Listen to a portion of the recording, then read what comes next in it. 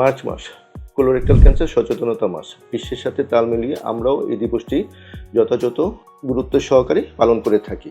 এই সচেতনতা মাসের মূল লক্ষ্য হচ্ছে রোগীদেরকে সচেতন করা। এই সচেতনতাটা কিভাবে? আমরা প্রথমে যেটা আমরা আমাদের রোগীদেরকে বলি লাইফস্টাইল মডিফিকেশন। এটা কি? সেটা হচ্ছে খাদ্যাভ্যাসের পরিবর্তন।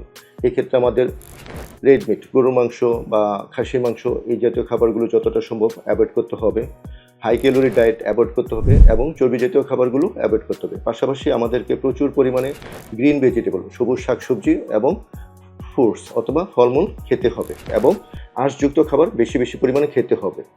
সেই সাথে যদি পেশেন্টের যদি অ্যালকোহলিজম অথবা টোবাকোর হিস্ট্রি থাকে, এগুলো অ্যাভয়েড করতে হবে। এর পাশাপাশি আমাদের শারীরিক পরিশ্রম করতে হবে। আর আরেকটা জিনিস যেটা খুবই ইম্পর্টেন্ট কোলোরেক্টাল ক্যান্সারের ক্ষেত্রে, সেটা হচ্ছে কি স্ক্রিনিং প্রোগ্রামের আওতাভুক্ত হতে হবে।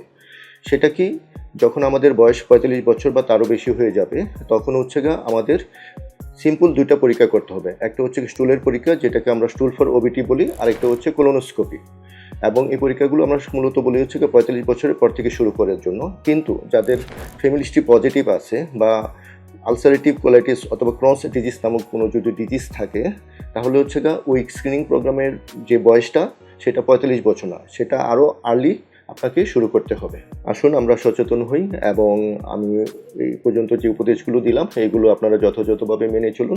আশা করি আপনার কোলোরেক্টাল ক্যান্সারটাকে প্রিভেন্ট করতে পারবেন।